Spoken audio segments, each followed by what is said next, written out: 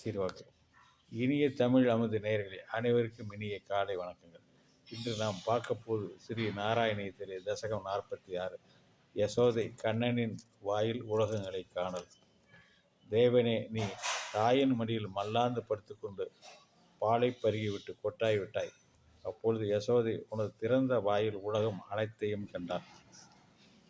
உலகின் தலைவனே, மற்றொரு சமயம் நீ குழந்தைகளோடு கூடி பழங்களை பறித்து விளையாடி கொண்டிருந்தாய். அப்பொழுது அவர்களை ஏமாற்றி அவர்களை சேர்த்து வைத்திருந்த பழங்களை உண்டு விட்டாய். அதனால் குழந்தைகள் சேர்ந்து நீ மண் உண்டதாக உன்னை பற்றி உன் தாயிடம் கோல் கூறினார்கள். இப்பவே நீ பிள்ளை காலத்தில் நிலம் நீர் முதலியவற்றையெல்லாம் விளங்கும் ஆற்றல் உடையவன். அதை அறியாத உன் தாய் மண்ணை உண்டதால் நோய் உண்டாகும் என்று அஞ்சி உன்னை கடித்து கொண்டாள். இப்பவே உன் தாய் துடுக்கு பயலே அங்கே மண்ணை உண்டாய் என்ன என்று வினவிய போது நீ நீண்ட நேரம் சிரித்து கொண்டே இருந்துவிட்டு பின் அவர்கள் கூறியது பொய் என்று சத்தியம் செய்தாய்.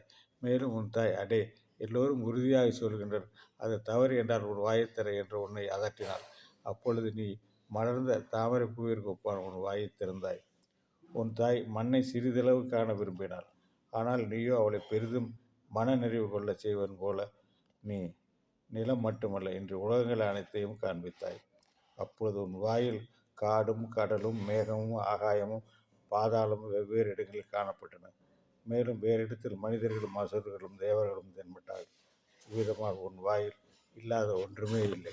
மேலும் யசோதை உன் வாயில் உன்னை பார்க்கடலில் பள்ளி கொண்டவனாகவும் பரம வேண்டத்தில் வீட்டிருப்பவனாகவும் கண்டாள். பின் பரந்தாமனே தன் எதிரில் மகனாக நின்றதையும் கண்டாள். இப்படி அவள் எத்தனை வகையளித்தான் உன்னை காணவில்லை. கோகுலத்தையும் தன்னையும் தன்னெதில் வாயை திறந்து கொண்டு நிற்கும் கிருஷ்ணனையும் கூட கிருஷ்ணனின் வாயில் பார்த்தாள். உலகங்கள் எல்லாம் உன் திருவாயில் விளங்குகின்றன. அந்த முகத்தில் மற்றொரு முகம் வாயும் அதில் உள்ள எல்லா பகுடங்களும் அதில் மறுபடியும் முன்கண்ட அனைத்தும் கண்டாள். இப்படியாக ஆதி அந்தமும் இல்லாத தன்மை யசோதைக்கு விலகி காட்டினேன். விந்தையான குழந்தையே பகவானே. அப்பொழுது அந்த தாய் உண்மை அறிந்து கொண்டாள். ஆனால் அடுத்த கணமே உனது விளையாட்டால் உன் மாயையால் அவளை ஆட்கொண்டு அம்மா பால் கொடு என்று கூறி கொண்டு அவளுடைய மடியில் ஏறி அமர்ந்து கொண்டாய். அத்தகைய நீயே என்னை காத்தருள வேண்டும் என்று நாராயண பட்டத்திரி இறைவனிடம் வேண்டுகிறார். தசகம் 47 உரலில் கண்ணனை கெட்டுதல். ஒரு நாள் உன் தாய் தயிர் கடைந்து கொண்டிருந்தாள். அப்பொழுது நீ அவளிடம் சென்று பால் குடிக்க விரும்பி தயிர் கடைவதை தடுத்து நிறுத்தினாய். பின் அவளும் மடிமீது ஏறி பாலை பருகினாய். ஈசனே, நீ தாமரை மொட்டுகள் போன்ற மார்பங்களில் பாலை பருகிவிட்டு உன் தாமரை முகத்தில் புன்னுருமுள் அரும்பியிருந்த நேரம் நெருப்பினில் பொங்கி வடிந்த பாலை இறக்கி வைக்க உன் தாய் விரைந்து சென்றாள். தேவனே, நீ பாலை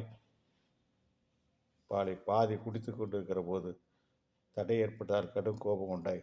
நீ செய்வதறியாவது மத்தினை எடுத்து தயிரை கடைய ஆரம்பித்தாய். அப்பொழுது உரத்த ஓசையை கேட்டு விரைந்தோடி வந்து உன் தாயான யசோதை உன் புகழ் பரவியது போல் நிலத்தில் பரவிய தயிரை கண்டாள்.